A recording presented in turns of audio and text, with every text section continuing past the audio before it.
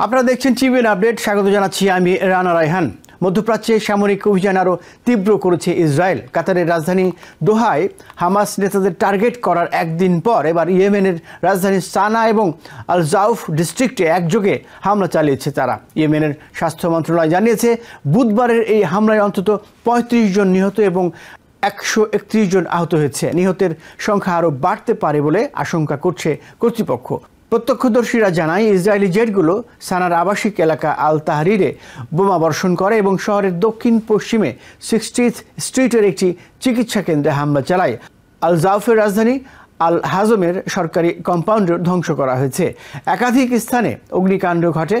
Fire service ও civil defence সদস্যরা রাতভর ধ্বংসস্তূপ থেকে জীবিতদের বের করতে কাজ চালিয়ে যায়। হুথি নিয়ন্ত্রিত আল মাসির আর টিভি জানায় হামলায় ইয়েমেনি সেনাদের মোরাল গাইডেন্স হেডকোয়ার্টার্স সহ গুরুত্বপূর্ণ অবকাঠামো ক্ষতিগ্রস্ত হয়েছে।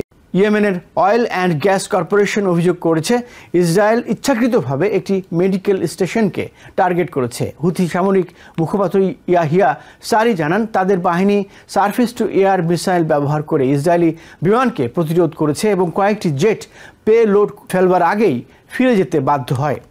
সারি বলেন তাদের এয়ার ডিফেন্স ইসরায়েলি আগ্রাসনের মোকাবিলা করেছে। কিছু স্কোয়াড্রন পিছু হটতে বাধ্য হয়েছে এবং বেশিরভাগ আক্রমণ ব্যর্থ হয়েছে বলে দাবি করেন। তবে এই প্রতিরোধ সত্ত্বেও ইসরায়েলি হামলায় ব্যাপক প্রাণহানি ঘটে। ইয়েমেনি কর্মকর্তারা আশঙ্কা করছেন ধ্বংসস্তূপের নিচে এখনও বহু মরদেহ চাপা পড়ে থাকতে পারে। ইসরায়েলি সামরিক বাহিনীর হামলার সত্যতা স্বীকার করে জানিয়েছে তারা হুথি সন্ত্রাসী রেজিমের সামরিক ক্যাম্প, প্রচার হেডকোয়ার্টার আর ফুয়েল স্টোরেজ টার্গেট করেছে। ইসরায়েলের প্রধানমন্ত্রী বেঞ্জামিন নেতানিয়াহু বলেন এই হামলা কয়েকদিন আগে রামন এয়ারপোর্টে হুথিদের চালানো ড্রোন আক্রমণের জবাব। নেতানিয়াহু হুঁশিয়ারি দেন যেই তাদের আক্রমণ করবে তাকে মূল্য দিতে হবে। ইসরায়েলের এই হামলা থেকে স্পষ্ট হচ্ছে যুদ্ধ শুধু গাজাতেই সীমাবদ্ধ নেই। সাম্প্রতিক মাসগুলোতে লেবানন, সিরিয়া, ইরাক, ইয়েমেনেও একের পর এক হামলা চালিয়েছে ইসরায়েল। পাশাপাশি দখলকৃত ওয়েস্ট ব্যাংকে বাড়ানো হয়েছে দমন পীড়ন। ইয়েমেনে গত মাসেই ইসরায়েলি হামলায় নিহত হয় দেশটির প্রধানমন্ত্রী আহমেদ আল রাহাউই। এতে জোরদার ধারণা হচ্ছে ইসরায়েল শুধু হুথিদের মোকাবিলা করছে না, বরং ইয়েমেনে রাজনৈতিক পরিবর্তনের চেষ্টা করছে। হুথিরা এরই মধ্যে রেড সিতে ইসরায়েল সম্পর্কিত জাহাজে অবরোধ চালিয়েছে এবং ইসরায়েলের ভেতরে বিমান হামলা চালিয়েছে। তাদের দাবি এগুলো গাজায় ইসরায়েলি আগ্রাসনের বিরুদ্ধে সংহতির প্রতীক। সারি আবারও ঘোষণা দেন গাজায় স্থায়ী যুদ্ধবিরতি না হওয়া পর্যন্ত তারা অভিযান বন্ধ করবে না। গাজায় ইসরায়েলের চলমান যুদ্ধ 23 মাসে গড়িয়েছে। 2023 সালের অক্টোবরে হামাসের আকস্মিক আক্রমণের পর শুরু হওয়া এই অভিযানে ইতিমধ্যে প্যালেস্টাইনের 64,000-এর বেশি মানুষ নিহত হয়েছে। গাজা প্রায় পুরোপুরি ধ্বংসস্তূপে পরিণত হয়েছে।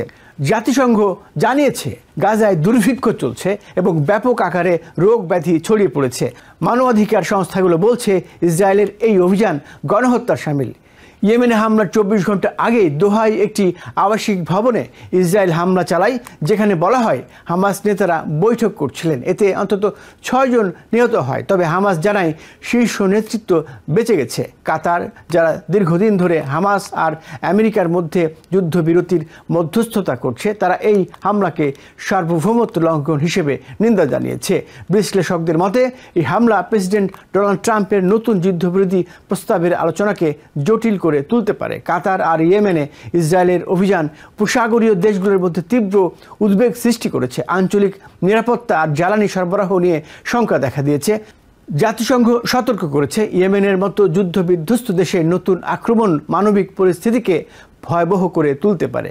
সংঘাত থামার কোনো লক্ষণ নেই। নেতানিয়াহু বারবার বলছেন ইসরায়েল যেই আক্রমণ করবে, যেখানেই হোক, জবাব দেবে। অন্যদিকে হুথিরা ঘোষণা দিয়েছে গাজায় যুদ্ধবিরতি না হওয়া পর্যন্ত তারা অবরোধ আর রকেট হামলা চালিয়ে যাবে। Gaza, Lebanon, Syria, Iraq, Yemen এবং এখন কাতার সব মিলিয়ে মধ্যপ্রাচ্য কয়েক দশকের মধ্যে সবচেয়ে বেশি অস্থিতিশীল সময়ের মধ্য দিয়ে যাচ্ছে। নিউ ইয়র্ক থেকে সম্প্রচারিত টিভিএন 24 টেলিভিশন বিশ্বজুড়ে বাঙালির কণ্ঠস্বর।